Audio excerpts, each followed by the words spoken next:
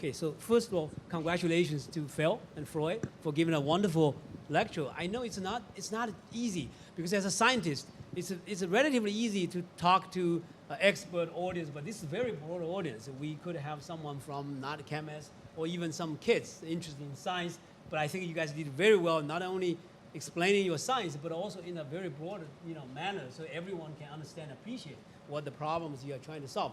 But I think now, let's discuss a few questions. Let me begin by asking you some relatively simple questions to start with. Then we'll go more tougher, okay? Tougher and tougher.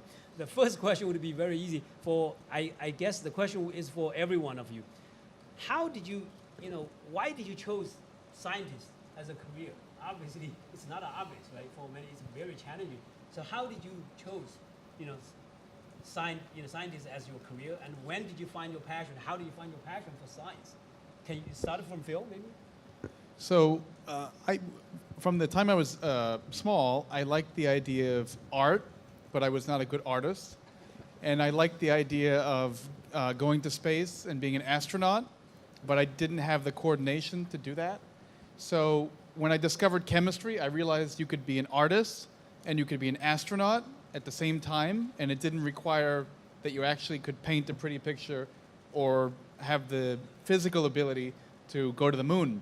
So for me, it was that idea of unlimited exploration and creation and artistry and pragmatism. So what you do in chemistry can actually be used to help humanity. And so that's when I realized that, and it was around high school time that I realized that this was the area for me. Yeah, that sounds reasonable, except that I'm very surprised by looking at your strong arms. Why you didn't choose the boxing or something else? No pragmatic value. Again, yeah, not easy to help anybody boxing. Yeah, you could be a superstar in boxing, but we would lose. We would lose the best scientists in our generation. Okay, so maybe Freud, you can start. Yeah, so that's a complicated question for me. I grew up and I was not very academically inclined in my early days. I was not a very good high school student. My dad was a chemist, and so when I came time to enroll in college, I selected chemistry because I didn't really know what else to do. And at first I didn't do very well, and then I started to actually begin to see how I began to get the first glimpses into what really science did, and so the questions it asked, as opposed to just memorizing formulas and doing the sort of introductory memorization stuff. And I think once you get that glimpse into the sort of things that you get to think about, I mean, as scientists, we're incredibly fortunate because we get to work on questions that we're interested in. Questions. We're not just tasked with doing some repetitive thing. We get to think about and pursue questions that we're interested in, and I absolutely fell in love with that. And I suddenly realized that I was very curious about a lot of things, and that science was the venue that allowed you to ask questions and think about that. So, yeah, I do want to echo. I think this is an important question. It sounds like a very boring, ordinary question everybody asks, but I do want to emphasize. I think the first question is very important because I believe that one could only achieve your full potential if you are completely passionate about what you're doing, right? And that's what I see from Freud. But also another thing, if you look at Freud's talk and Phil's talk, what it really strikes me is, in China, right, we all debate and we argue. In university, when you start your tenure, position, assistant professor, or even some of the students in the PhD chose a program, everybody's debating because of funding, because of opportunity to publish papers. You try to select a problem to work on. How do we select problem? Is it immediately useful? Because some problem you can tell, if you solve it, it's going to be immediately useful, and how that it will be useful. But I would argue from these two talks, it strikes me, if you work on some problems, not necessarily immediately useful, but it's a fundamentally kind of curiosity-driven question, a big question. If you can address that, and if you solve that, and in the end of the day, the application is much more broader. You're not focusing on one application. Just look at Freud.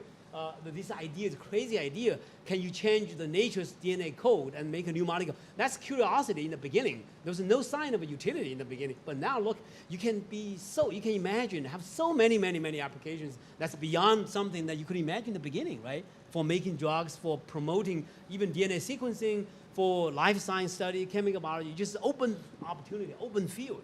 And that's not application driven. And I hope some of the people making good decisions in China would hear this talk. And this is a classic example.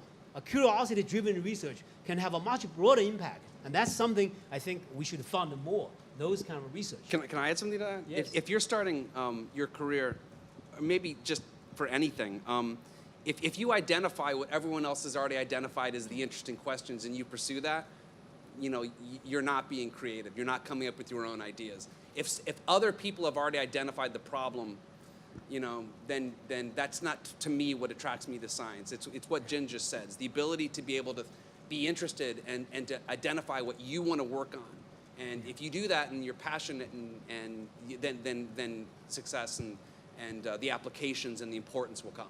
Yeah, it's somewhat similar to artists. That's what I said. He's in my view, he's Da Vinci in science. Da Vinci in science. It's the same way. Actually, I can also reveal a secret for you guys. Why the whole world was shocked by what he did. He's already looking into quantum mechanics. He's a spending professional. He's serious, taking classes in quantum mechanics, trying to understand chemical biology at a deep level. And maybe he open another field. And that's Da Vinci, You go into a new field and you solve the problem for the whole world. And that's the scientist is supposed to be, the best scientist is supposed to be. Okay, let's throw this question at Shipeng Chen. Yeah. No pressure. So no pressure at all. Actually, I really enjoy this kind of platform. So for me, actually, I decided to be a scientist at a really late stage. So I like to discover things, and I really completely agree with Phil that as a scientist, it's really artists plus astronauts, and it's really the creative and innovation or discovery is really the driving force. However, I wasn't sure about really need to be a scientist, or I can actually be stay in industry, or even go not pursuing chemical biology or academic career till I went to Scripps. Actually, I got my PhD in Chicago, and I went to Scripps, and I did a postdoc with Peter Schultz as Floyd, similar lab in Florida, and actually really, again, completely opened my mind. It's really so. Actually, to a certain extent, I want to be a scientist just to stay with the most talented people in the world. I think you can really that you choose to stay in science and you learn all throughout your life. You're learning and you're discovering, and you really get connected with the most talented people. That is something I really appreciate in the field. And then I decide, okay, probably being a scientist will fulfill my curiosity and also get connected with the most talented brain in the world. So that's how I decided to pursue this field. So, yeah. That's great. Yeah. And our next panelist is Huang Liu. That's right. And first of all, let me express tremendous gratitude that you could come to this panel, because your presence made this discussion far more interesting, because it would provide a completely different perspective. Oh, sorry. I was trying to say we are so fortunate to have Huang Liu, the AI expert, to be here, because we are trying to build. Phil is a synthetic chemist, and then you have Freud from a different biological perspective on synthesis. But then Huang Liu will provide a completely different perspective on AI. So thank you for coming. Really appreciate that. And yeah, please go ahead. Address the same question. All right. So to be honest, I don't think I choose to be scientist. I think I was just chosen by some random force. I never, Maybe that's AI kind of style. It's like a matrix. Even when I was in college, I never dreamed I was going to be a scientist. But along the line, when I into the field of doing science, I just feel I'm doing pretty well, and I really enjoy doing something I'm doing pretty well, and that's it. It's very simple. Yeah, I think your attitude is very interesting. It does remind me of one Chinese saying, 黄牛精神. right? Just do it. You know, don't Just ask, do it. just really do the real work and That's impact. That's right. Yeah, very interesting. Yeah. Hi, Xiaoguang. Okay, so I guess, when I was a kid, I really like the superhero movies, so just to save the world. So I think being a scientist is really, realize my dream because, I can make, intellectual or practical contributions to the world. And also, I think, being a scientist, you could know your surroundings better. So I think sometimes, you have the chance, to be part of this really amazing process of discovery. And also, you could be the first person know more about the world. And I think that's a really, fantastic feeling for being a scientist. And I think you can feel this accomplishment and follow your curiosity and know the things better. Yeah. Did you actually ever, find yourself in a crossroad in your life? Because this is important, I think. I want to dig this question a little bit more.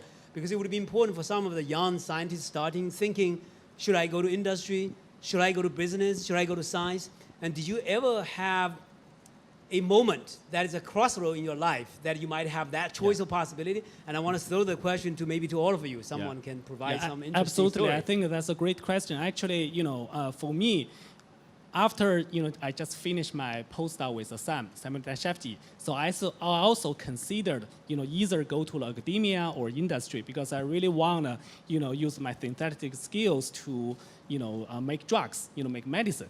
So I interviewed with a lot of pharmaceutical companies. I really want to to know what they are doing, what kind of research they are doing. I should say, in the industry, pharmaceutical industry, they are doing fantastic science. But I choose an academic career because I want the freedom. I want to do what I want to do. Okay, so industry you have to follow orders. There's some project you have to do, and you have to take one part. Just be a team leader.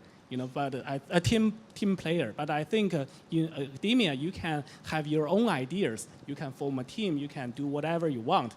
I think that's the freedom, the academic freedom, really attract me a lot. Yeah, good point. Anyone want to add something interesting? Yeah, a similar situation actually here, because I was actually a postdoc hired by GNF when I was in Pete's lab. So I also sometimes took their group meetings.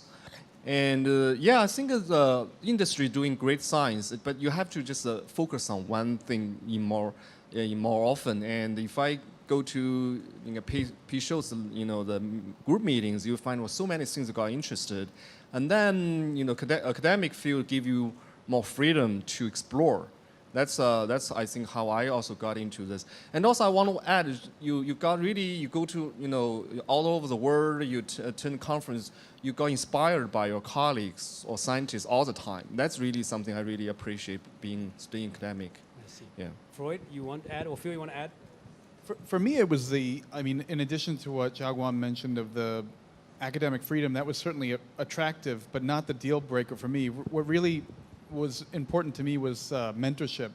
I was really lucky when I was an undergrad at NYU. I had a remarkably good undergraduate mentor who helped me not only scientifically, but also personally, and kind of changed my life in many ways. And so I kind of was attracted to the idea of being able to do that for other young students. Yeah, I do want to echo on that, and I hope that national-wise, everyone will hear this. I think being a teacher, you have huge responsibility because, in all of our lives, it's just one or two teachers made all the difference, right? Impacted us, how to think about. So I think we should also take this opportunity to really pay a big tribute to all the teachers who are in the school, in high school, elementary school, university, teaching the student, because what they do is so important to really nurture the future scientists. And this is one example. He met a great teacher, and me too. I had a great teacher. I'm sure many of you had the same experience. It's very important to meet the right teacher who is passionate about teaching, students. Okay. So in the interest of time, let's move on to the next question. In order to have a full, to be fair, I think we should start from the other end this time. So Phil, you have more time to think about. What is one of the most exciting moments in your scientific research? I'm sure you have many, but pick up one. Right. I think Jing Kuang is absolutely right. I think at a different career stage, you have different exciting moments. So for me, I think when I was a graduate student, I work on a lot of natural product total synthesis, very complex molecule. So I think the day when I finish my first total synthesis, my first molecule, and when I look at the NMR, the synthetic sample is exactly the same as the natural one. That moment I feel I'm on the top of the world. That's the most exciting moment in my entire career so far. Yeah. You feel like you have drank a lot of Maltai, right? Yes, At that moment. absolutely. Yeah. Yeah. Yeah, absolutely. Yeah, Huang Liu. Yeah, because lots of young students in the audience, so I would also like to share one of this greatest moment, like when I was in graduate school. So it's I was saying I never choose to be scientist, but when I was in graduate school, so the first task actually my advisor assigned to me is the first year when I was going to the U.S. and start my PhD training. So it's at this moment we want to use one chemical database. It's all the three-dimensional structures in the database, and it's commercial available, but it's so expensive. It's like several years of my salary if we buy it. So I was just told my boss, why not we just make it? So I spent several months, probably every day sleep a couple hours, and I wrote a program. And I convert whatever the two-dimensional planar structure into 3D structure. The moment when my program worked, and I saw all the three-dimensional structure converting and the computer screen, I was like, it's what I really good at. Yeah. And I now, in the future, my life is going to be something like that. Yeah. Right. And I think it made my day. Yeah. So I got drunk that night. I can see that. And we'll come back to that. When we come back to the AI question, this is related to that, what you're saying, what you just told us, okay? So, Peng? Yeah, similar thing. In my graduate school, because we work on proteins, and I know my protein undergoes some modifications, but I don't know exactly what happens. So I really look for it, and then we found actually it's a cysteine oxidation. But the origin we saw maybe it's a disulfur bond, but there's not another cysteine to form. And actually it's just a cysteine's sulfonic acid formation from a thiol with oxidative species. And then it's really a very interesting discovery because at that moment we don't know much about how cysteine got oxidized except the disulfur bond formation.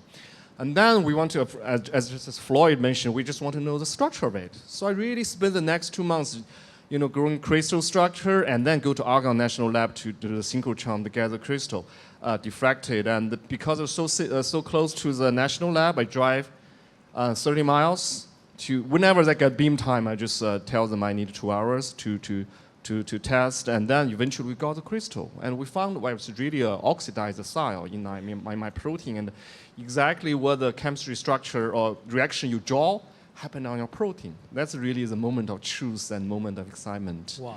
And starting being a professor is really more, if your student finds something that's really exciting or a new discovery, you got feel more satisfied, I think. Yeah, that's great. Yeah. But my question to you is, how did you celebrate? Because I know Freud would take his whole group to Las Vegas if that happened. So how did you celebrate? We don't have that big discovery yet. So yeah, if we have that big discovery like Floyd did, we'll probably go to some Las Vegas type of city in China. Just to tell the young people here, scientists, we don't just work hard. We also have great time celebration. We also know how to enjoy life. Okay, so like Freud, Phil, they all have, very colorful life at the same time doing the best science, right? So maybe Freud, you can continue. I have no idea what you're talking about. So I have a couple that are brief moments that I'll tell you about. One was, I think as you alluded to, I was trained as a chemist. I spent a long time doing really sort of very basic work. And chemists are trained to understand every step of what they're doing. You don't go on until you make sure you have everything, that you know exactly what you have. So when I switched to biology, I was doing what by today's standards would be really sort of trivial stuff. It's cloning. It's like going into an organism, grabbing its gene, transferring it around, putting it in a way that you can then express it in a model organism. And you have to do all this gene manipulation. And today it's trivial, it's straightforward, but back then it was actually a little bit harder. And one of the ways you would do this, well, you had to fly blind, because you'd manipulate everything, and you can't see the DNA that you have. And so you'd be doing all these things to it, cutting it, pasting it, purifying it, precipitating it, and in the very end, you paste it into a plasmid, and then you sequence it. Now, today, the way people sequence things is they send it off to a company, and they get this very sterile sequence of the sort I showed, just these strings of GCs and ACs. But back in the old days, when I was first doing this, the way you would do it is you'd actually run these huge gels yourself, and you'd get these absolutely strikingly beautiful images where you'd get all these little spots, and they'd all line up in a certain way and allow you to read what the sequence is. These ladders, and they were just absolutely striking looking. The entire gel would be filled with it. You'd hold these gels up, and there'd be all these lines. And I had gone for about 2 or 3 months, and I'd never seen a single piece of evidence that anything that I was doing was working. I was a chemist, I thought, none of this is working.